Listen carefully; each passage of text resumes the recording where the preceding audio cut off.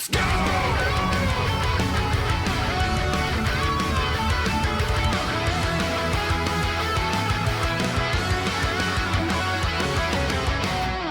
So somebody by the name of Santiago put up a E3 checklist, and it's not just E3, it's like everything. And this is good because we could actually go through all of this and I could pinpoint every single thing that might be here and tell you whether or not I'm excited about something happening. So I guess we'll just start from the top because I'm feeling pretty damn excited about E3 this year. I just have a funny feeling that a lot of devs were holding out on stuff last year, especially considering what happened. And development did not stop for things, but it definitely was being held back. And it seemed that this E3 is sort of catching up to all of that. Now that, you know, developers have figured out how to work around the current environment. All things considered, I'm pretty damn excited for E3 this year. And right at the top, the Jeff Keighley's Summer Games Fest. I don't even know if it's part of E3, but it technically kicks it all off next Thursday, and that's less than a week from now. Here's what's interesting. Bandai Namco is on the 15th, but we've heard some shit. Whether or not it is for real or not,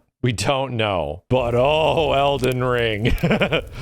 Oh, Elden Ring, it burns us. I have a funny feeling that this might be where it happens. I think Jeff Keighley very much wanted to get his hands on the Elden Ring in some way. And I think that might be a good reason to check out Jeff's Summer Games Fest.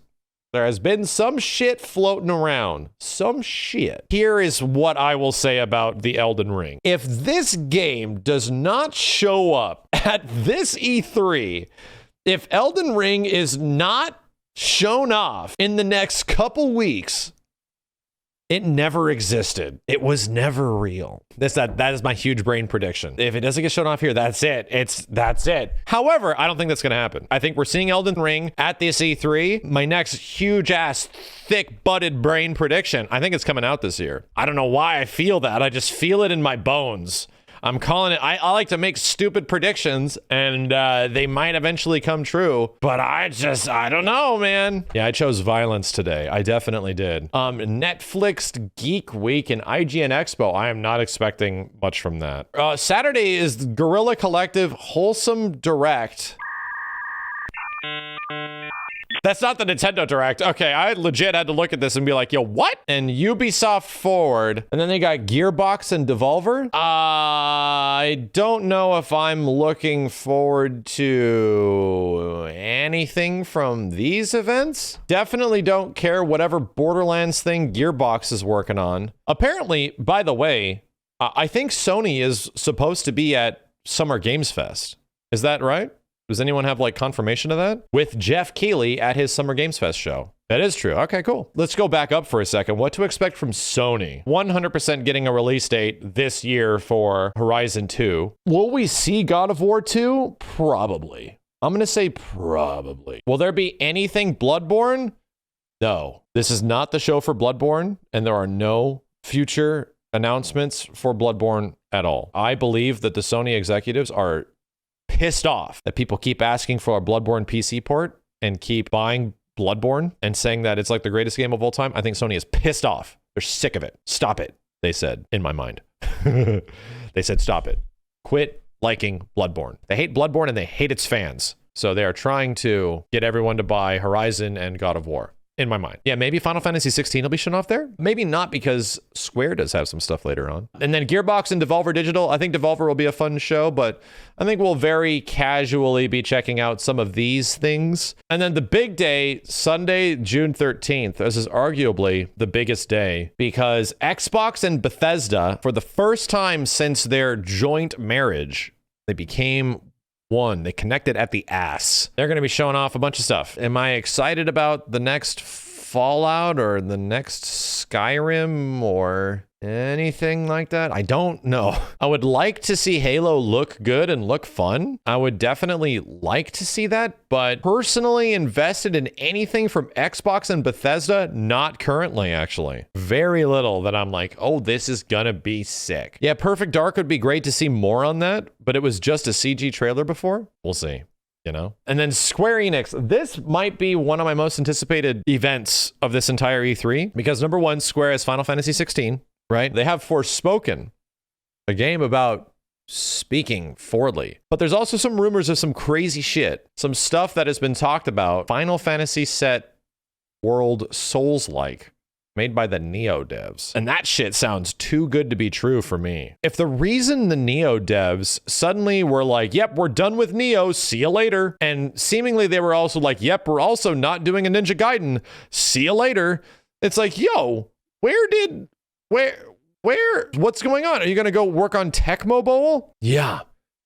That could be crazy if that shit's real. So I'll be super excited if Square ends up doing something like that. And I think there's also a decent chance that we might maybe hear something about Final Fantasy VII Remake on platforms other than PlayStation. I think this feels like it's a bit too close to integrate. Maybe that won't happen. Maybe that's somewhere down the line. So yeah, that's pretty exciting. Square is seemingly doing incredibly fucking cool things. Like Final Fantasy 16 and Forspoken already look like great games. 16 looks exceptionally friggin' cool. I know a lot of people are already like, are we going to see 7 Remake Part 2? And in my mind, 100% no. I know they've been saying a lot of good stuff about the development, but no. People will forget, so I have to remind you, you're not going to hear anything about 7 Remake Part 2 unless the development is going super well, right? If they're going super well and things are working out real good, 7 Remake Part 2, you're first hearing about it in 2022. PC Gaming Show always has a ton of like super random stuff. I don't know if I'm really looking forward to anything specifically here. And then Future Game Show, I'm not too sure what could show up here. But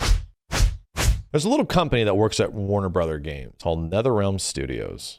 Tiny little fighting game developer that makes tiny little fighting games. This is the time for it to happen. Mortal Kombat 11 has already technically extended its support window way beyond any previous NRS game for the past 10 years. So yeah, like I personally think from WB, we might hear something about NRS and what the hell they're working on. But you know what? I think there's a pretty good chance that whatever NRS is working on doesn't show up here. Why does it show up there? Because Jeff Keighley and WB are sleeping in the same bed. Mortal Kombat 11 was revealed at the Game Awards. To me, this makes a lot more sense if whatever NRS is working on, whenever Jeff is ready to show us Marvel versus DC, it'll be probably Thursday. So that's my prediction, that there might actually be an NRS Marvel versus DC game. I don't think it's Injustice 3. I don't think it's Mortal Kombat versus DC Universe again. My large, thickly brained theory is that it is a crossover between Marvel and DC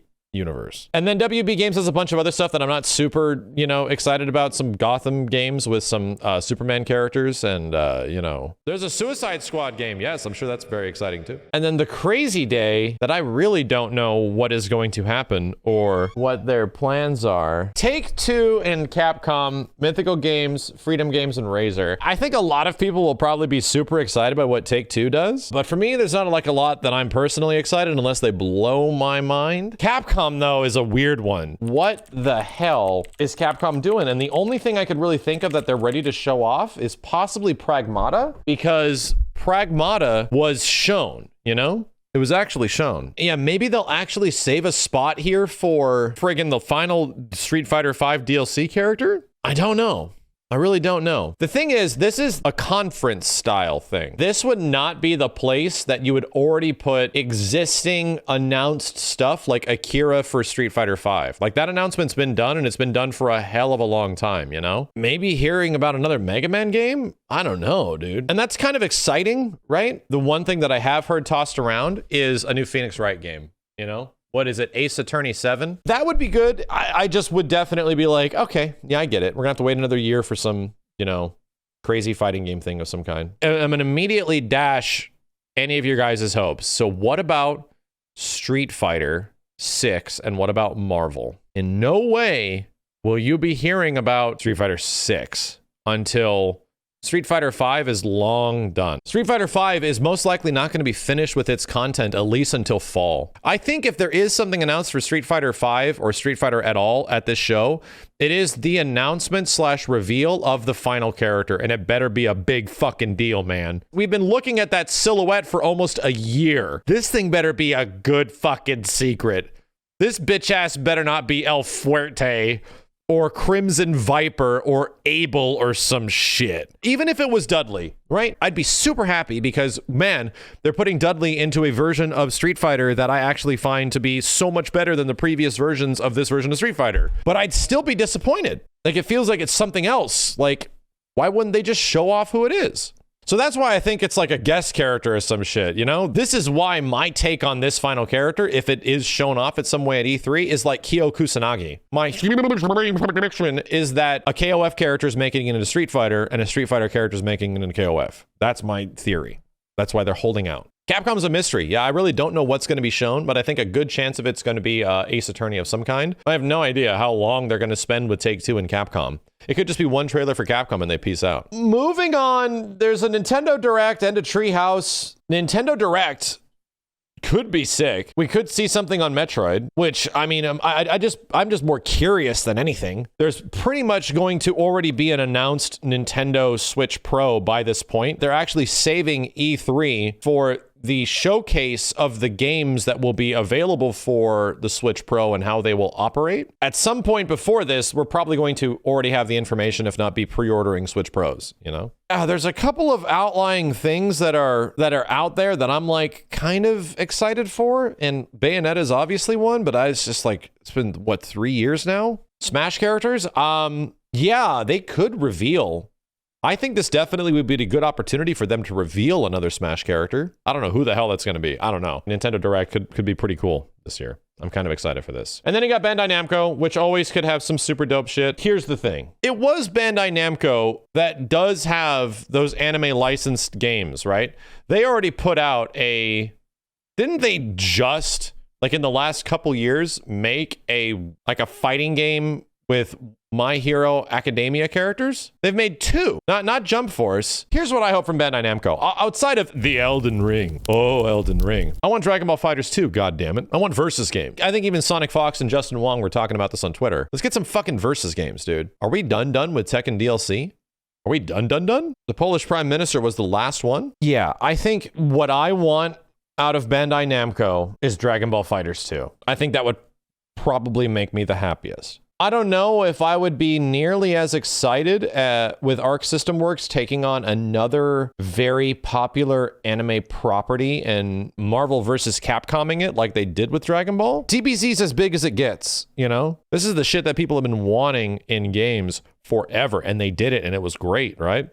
It was ridiculously popular, too. I mean, obviously, other big anime properties are going to have some kind of pull, but Dragon Ball will always have the most pull, you know? But really, if we're talking about, oh man, the biggest fighting game announcements from E3 2021 and what could happen, the likelihood of things happening. I think the biggest likelihood of a fighting game announcement of some kind, like a big game that probably will rock everyone's socks off, it's Warner Brothers. It's 100% NetherRealm. I think if NRS is going to show off what they're working on, and if it is something as insane as a Marvel and DC crossover, that shit is bonkers. Even if it isn't a tag team game, even if it's just like Wolverine versus Batman, that's incredible. That's fucking incredible. Wolverine versus Batman? Fuck, you could sell a whole game on that.